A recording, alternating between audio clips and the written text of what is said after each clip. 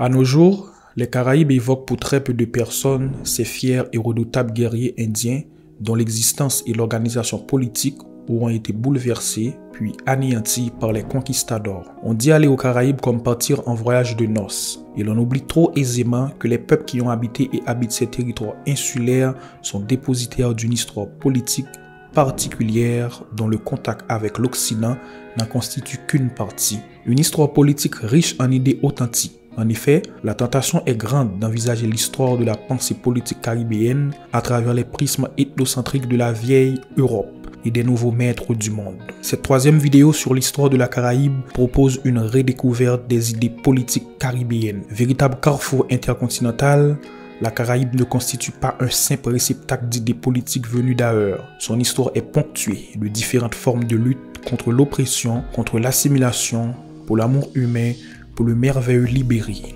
Je vous encourage à vous abonner à la chaîne et merci à tous ceux qui l'ont déjà fait. Restez branchés jusqu'à la fin pour mieux vous enrichir sur le sujet.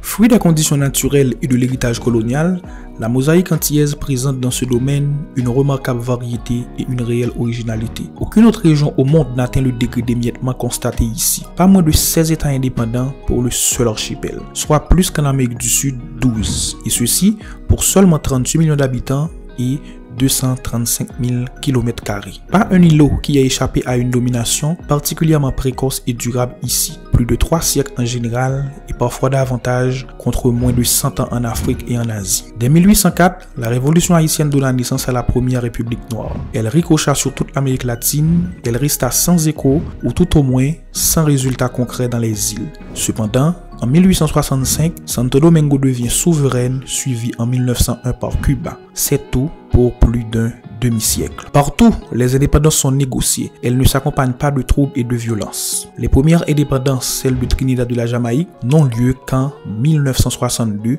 bien après l'Asie et l'Afrique.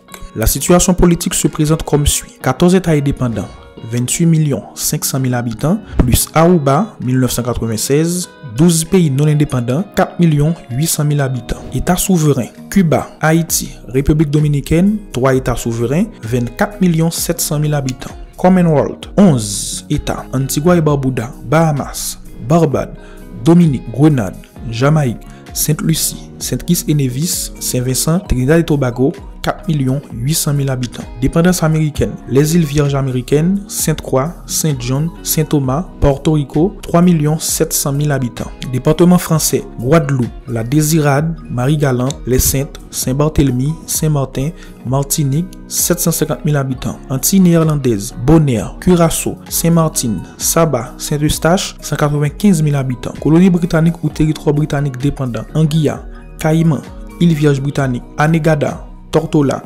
Virgin Gorda, Montserrat, Turks et Caïcos, 80 000 habitants. On y rattache l'archipel atlantique des Bermudes, 63 000 habitants. Hispaniola et Saint-Martin sont partagés. Il existe une frontière à la fois politique, culturelle et linguistique. L'archipel des Grenadines se répartit entre dépendances de Saint-Vincent et de Grenade. L'archipel des îles Vierges est partagé entre dépendances britanniques et dépendances américaines. Alors que les Bahamas forment un vaste État rassemblant plus d'1 millier d'îles, îlots et rochers centrés sur la mer, les Turks et Caïcos regroupent 30 îles. Dans les États non indépendants, le pouvoir exécutif est détenu par un représentant des métropoles respectives. Un préfet pour l'outre-mer français, un gouverneur pour les colonies britanniques, un gouverneur pour l'État associé de Porto Rico et les îles Vierges, Saint-Thomas, Saint-John, Sainte-Croix. Les Antilles néerlandaises forment une région autonome faisant partie du royaume d'outre-mer des Pays-Bas, au sud, Bonaire et Curaçao, plus Aruba, territoire qui aura son indépendance en 1996. En général, la vie politique dans ces pays met en jeu deux forces d'opposition qui s'affrontent au cours d'élections prévues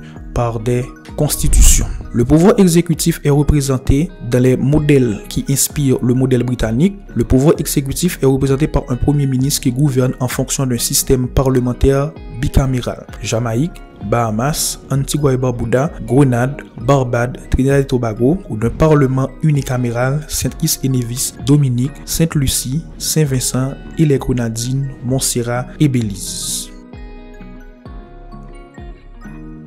Déjà, la simple définition géographique de la région des Caraïbes fait apparaître au niveau des spécialistes des divergences qui ne manquent pas d'être significatives des problèmes politiques, économique et humain que la seule évocation de la région en tant qu'entité distincte fait surgir. Ainsi, la zone des Caraïbes est donc essentiellement la région qui entoure directement la mer du même nom. Au sud, la Guyane indépendante, ex-britannique, le Venezuela, la Colombie et Panama. À l'ouest, les 5 pays d'Amérique centrale, Costa Rica, Nicaragua, Honduras, Guatemala et le Salvador. Ce dernier ne donne certes pas sur la mer des Caraïbes, mais fait partie de l'unité entre les 5 pays d'Amérique centrale qui constituent une entité économique en attendant de reconstituer éventuellement une entité politique, auquel s'ajoutent les Grandes Antilles, Cuba, Haïti et République dominicaine, Jamaïque et Porto Rico. Enfin, à l'est, tel est l'ensemble de pays qui constituent la région des Caraïbes et dont la physionomie produit de la géohistoire présente une nette originalité par rapport au reste de l'Amérique latine.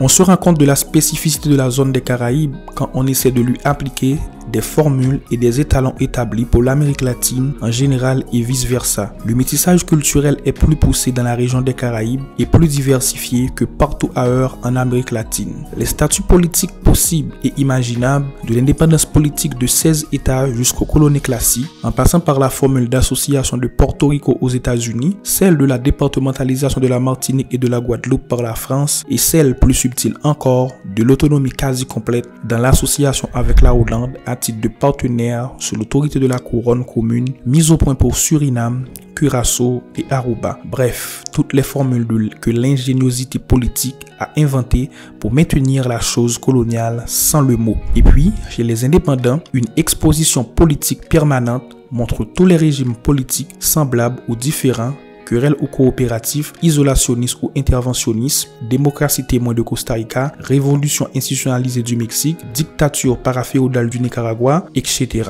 La région des Caraïbes est restée fidèle à sa tradition. N'est-ce pas chez elle que se sont produites les 3 seules révolutions authentiques et profondes de toute l'histoire de l'Amérique latine? Celle de Saint-Domingue 1789-1804, celle du Mexique 1910 et celle de Cuba 1954. Sans faire de l'ère des Caraïbes une zone congénitalement rebelle, ce que d'autres périodes de l'histoire contrediraient. On peut dire qu'à l'image de l'instabilité à l'écorce et de l'atmosphère terrestre, s'exprimant par un volcanisme actif, Martinique, Guadeloupe, Costa Rica, des séismes fréquents au Mexique et en Amérique centrale, et la périodicité autonome de cyclones souvent dévastateurs dans les Antilles. C'est une ère d'instabilité de la biosphère politique, génératrice de crises vite idéologisées et internationalisée, violence en Colombie, troubles à Panama, affaire du Guatemala en 1954, crise des missiles 1962, tensions et explosions en Guyane, guérilla et terrorisme urbain au Venezuela, crise dominicaine 1965.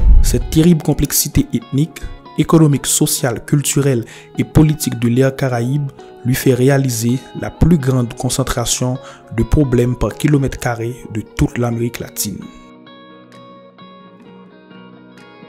Pour mieux comprendre l'histoire politique de la Caraïbe, il faut analyser la politique extérieure américaine ainsi que les intérêts et les interventions des États-Unis d'Amérique dans cette région, car la Caraïbe constitue un lieu stratégique pour la défense et l'économie des États-Unis d'Amérique. Pour les États-Unis, la mer des Caraïbes et les terres qui l'entourent ont eu et gardent encore une importance stratégique considérable. C'est à leurs yeux, pour la promotion de leurs intérêts, un lieu vital de passage entre les deux Amériques et entre l'Atlantique et le Pacifique depuis le percement par leurs soins du canal de Panama et donc un nœud de communication facilement contrôlable par la grande puissance capable de garder les portes océanes qui y donnent accès et les approches qui en constituent des observatoires privilégiés. La région des Caraïbes a de tout temps présenté pour les États-Unis un intérêt économique certain que les hommes d'État et les hommes d'affaires ont toujours reconnu avec candeur comme complètement essentiel à leurs activités. Déjà, à l'époque où les États-Unis n'avaient pas un besoin vital de marché extérieur, la région des Caraïbes constituait l'exception et occupait une place de premier rang dans le volume du faible commerce extérieur américain. En outre, les grandes maisons de commerce, les grandes compagnies de transport maritime et aérienne profitent de la médiocrité de la surface unitaire des petits marchés cloisonnés des Caraïbes pour englober ceux-ci dans l'extension spatiale du vaste marché nord-américain pour tout ce qui concerne le marketing, ce qui contribue à américaniser le style de consommation des populations de la région l'adoption de l'American Way of Life facilite la transformation des économies nationales en appendice économique de l'industrie américaine. Par exemple, lors de la crise dominicaine de 1965, à l'occasion de laquelle les États-Unis débarquèrent des troupes dans ce pays des Caraïbes, le secrétaire d'État Dean Rusk prit la précaution de dire au cours d'une interview accordée à l'Associated Press que l'intervention militaire nord-américaine n'avait rien à voir avec les types d'intervention du 19e siècle. L'intérêt politique des États-Unis et leur volonté de contrôler dans la zone des Caraïbes, une de ces théories a eu son heure de gloire au 19e siècle, la destinée manifeste des États-Unis, voulu par le Dieu Tout-Puissant dans son infinie sagesse et inscrite dans la nature elle-même, est de contrôler, à défaut de l'Amérique latine tout entière, au moins la région des Caraïbes, pour y promouvoir les lumières de la civilisation anglo-saxonne et assurer le bien-être des populations de la zone. Aux yeux du président Johnson, en 1867, c'était une question de gravitation politique naturelle que la zone des Caraïbes, placée dans l'orbite des États-Unis, soit absorbée par ceux-ci. La théorie de la destinée manifeste sera reprise par le sénateur Elihu Root, ancien secrétaire d'État, dans un discours au Sénat en décembre 1912. Notre destinée manifeste comme contrôleur des destins de toute l'Amérique est un fait inévitable et logique. C'est une question de temps pour que le Mexique, l'Amérique centrale et les îles qui nous manquent encore dans la mer des Antilles soient placées sous notre domination. La doctrine de la destinée manifeste n'est certes pas reprise telle qu'elle est aujourd'hui, mais elle est sous-jacente et réarjeunie dans la doctrine de l'indépendance appliquée à l'inégalité de fait dans les relations internationales. C'est à propos des relations actuelles et à venir entre les pays de la zone Caraïbe et les États-Unis dont la présence à Guantanamo est présentée comme rassurante pour ces pays. Henry Wheatstone écrit comme une simple constatation en 1967. Les petits États sentent inévitablement l'attraction gravitationnelle des grandes puissances en dépit du dogme de l'égalité en droit international. De son côté, John Planck, sur la base d'une analyse réaliste de l'intérêt des États-Unis en 1965 dans les Caraïbes, affirme tranquillement que, pour les temps à venir, l'intervention est clairement préférable à la non-intervention. Et il précise qu'il s'agit d'interventions préventives dont le fardeau incomba tout naturellement à Washington qui devra jouer ce mauvais rôle. Même dans l'appui de l'Organisation des États américains, car il s'agissait d'une sphère que les États-Unis considèrent comme étant d'une importance vitale. En zone d'influence des États-Unis, interdite aux interférences politiques des puissances européennes et plus particulièrement la région des Caraïbes en chasse gardée des États-Unis, c'est en effet la zone des Caraïbes qui a été le champ d'application privilégié, parfois même exclusif, des politiques inspirées par cette doctrine, notamment le Big Stick et le dollar diplomatie, dont le président Coolidge pensait et disait qu'elle avait été conçue pour cette seule région.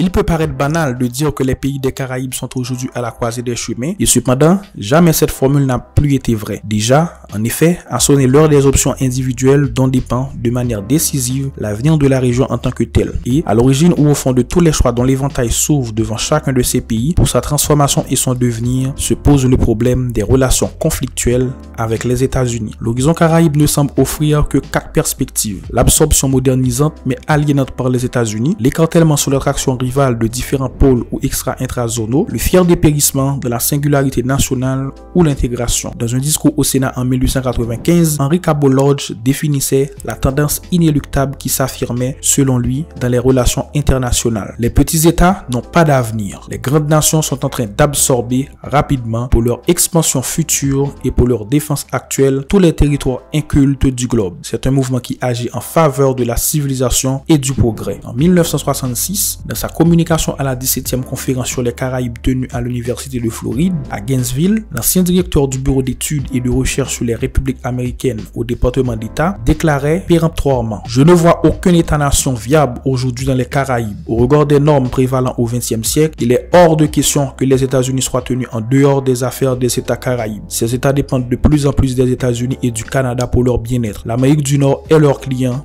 Elle est leur fournisseur. En échange des liens préférentiels à accorder à ces pays pour promouvoir leur développement en étroite association avec les États-Unis, il y aura un prix politique à payer qui consistera à reconnaître la suzeraineté des États-Unis dans les Caraïbes. »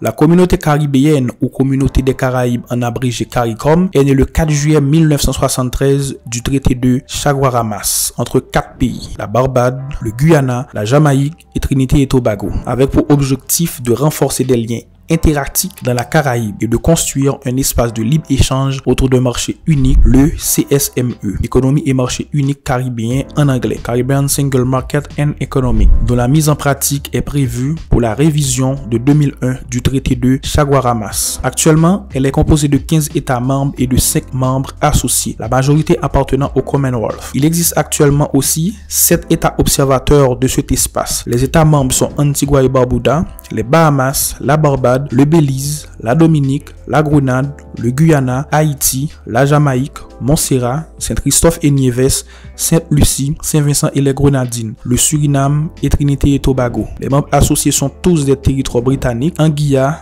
les Bermudes, les îles Caïmans, les îles Vierges britanniques, les îles Turques et Caïques. Montserrat présente la particularité de figurer dans la liste officielle des États membres, bien qu'il s'agisse d'un territoire britannique. Les principaux organes de décision de l'organisation sont les conférences des chefs d'État et le Conseil des ministres. Enfin, merci de m'avoir suivi et prêté attention. J'espère que vous avez appris l'essentiel sur le sujet.